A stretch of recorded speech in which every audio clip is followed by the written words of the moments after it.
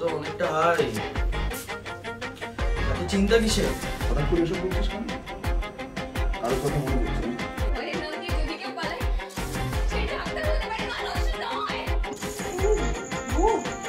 Simple as that.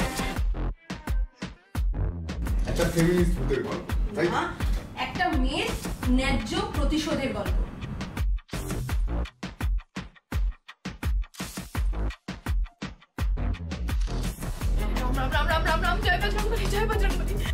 আর মনে হচ্ছে দাদা বলছিস নাকি কবিতা?